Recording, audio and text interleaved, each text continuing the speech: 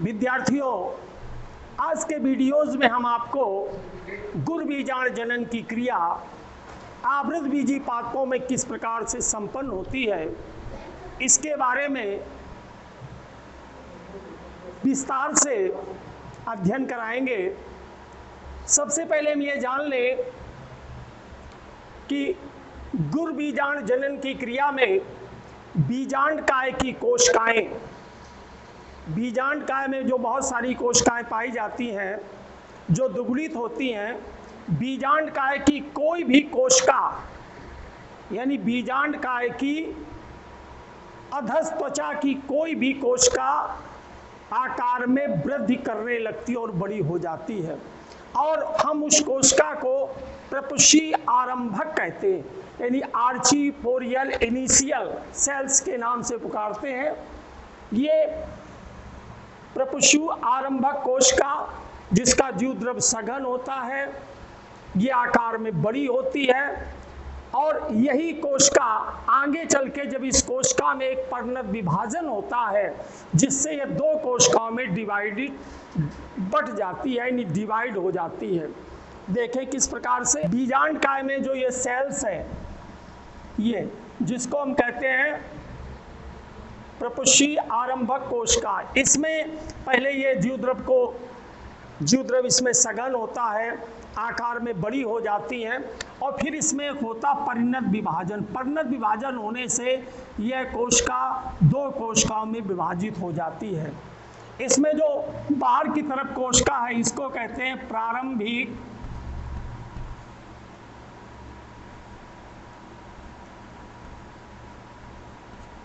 भित्ति कोशिका,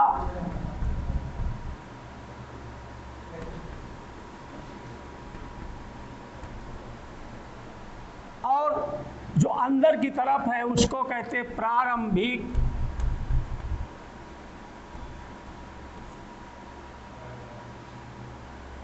बीजाणु जन कोशिका। ये प्रारंभिक बीजाणु जन कोशिका ही आगे चल के गुरबीजाण मात्र कोशिका के समान व्यवहार करती, यानी इसी को कहते हैं, ये प्रारंभिक बीजाणु जन कोशिका को आगे कहते हैं गुरबीजाणु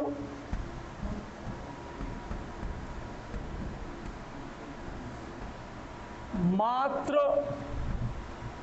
कोशिका।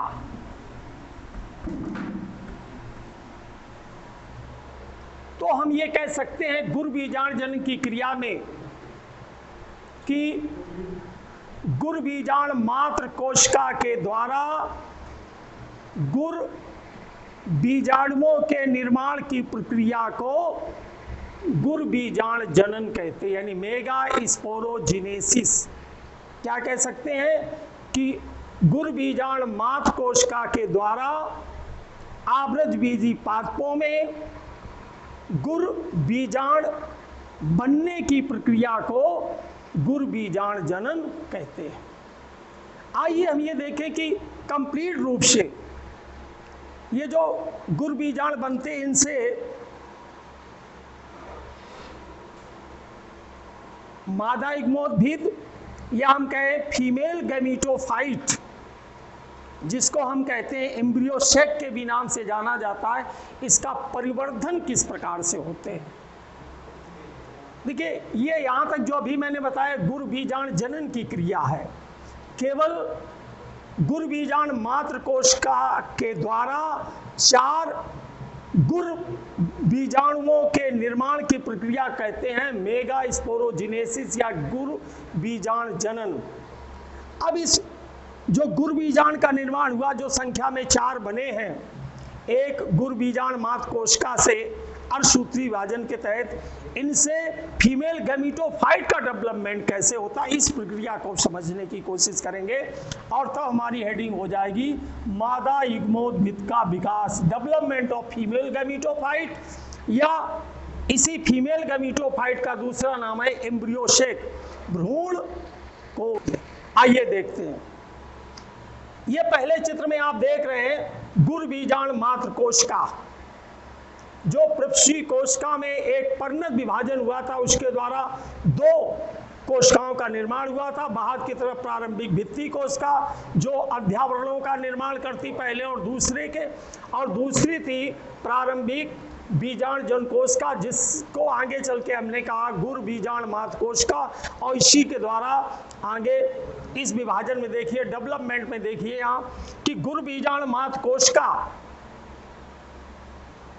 इसमें क्या होता कि पहले छोटी छोटी रिक्तिकाएं पाई जाती हैं, लेकिन बाद में रिक्तिकाएं बड़ी हो जाती हैं, और बड़ी होने के बाद ये काफी मात्रा में सघन जीव द्रव्य को अपने आप में एकत्रित करती है, और इसके बाद इसमें एक अर्धसूत्रण की क्रिया संपन्न होती है, यानी मियोसिस डिवीजन होता है।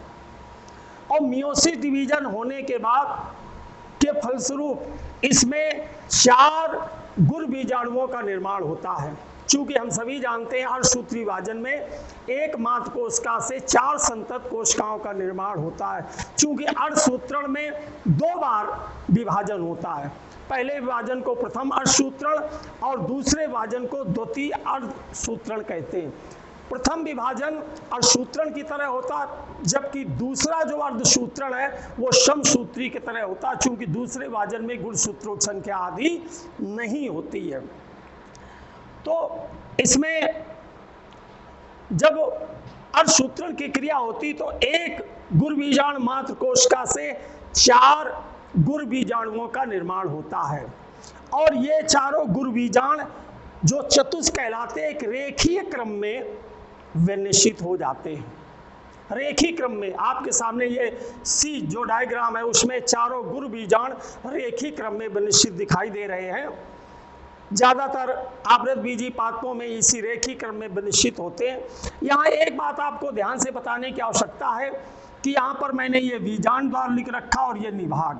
तो बीजांड द्वार की तरफ के तीनों गुर बीजाणु, जरा ध्यान दीजिए, 1, 2 और 3, ये तीनों जो गुर बीजाणु है ये किधर है? बीजांड द्वार की तरफ है। ये बीजांड द्वार मैंने लिखा, ये अध्यावरण की कुछ संरचना बनी हुई है, और ये बीजांड द्वार और ये जो संरचना बनी हुई है इसका नाम है बीजांड काय।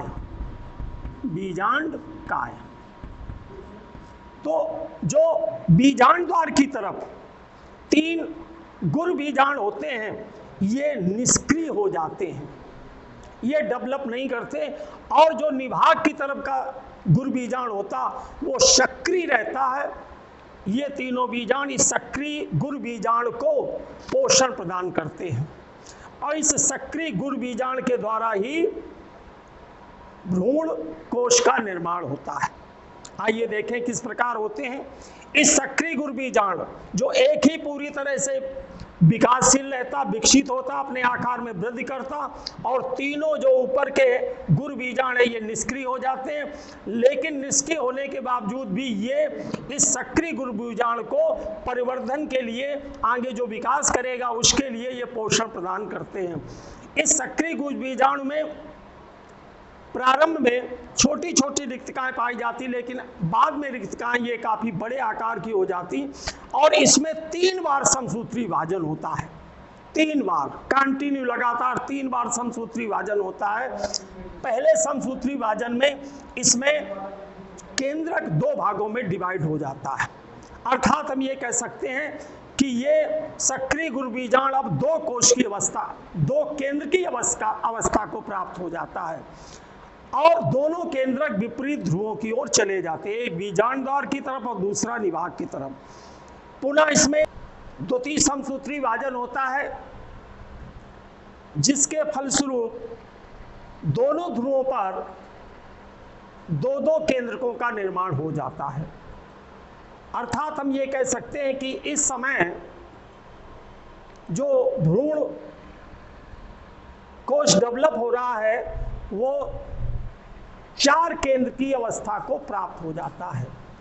4 केंद्र की अवस्था को प्राप्त होने के बाद पुनः एक समसूत्री विभाजन होता है, और इस प्रकार प्रत्येक ध्रुवों पर 4-4 केंद्रकों का निर्माण हो जाता है।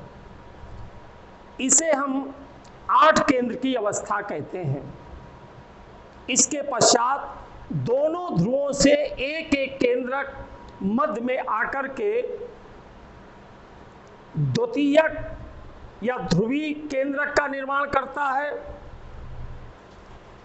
और कुछ समय के पश्चात ये जो दोनों ध्रुवों पर तीन तीन केंद्रक थे उसमें बीजांड द्वार की तरफ बीच में एक अंड कोशिका का और इधर उधर दोनों जो एक कोशिकाएं होती वो सहायक कोशिका का निर्माण करती।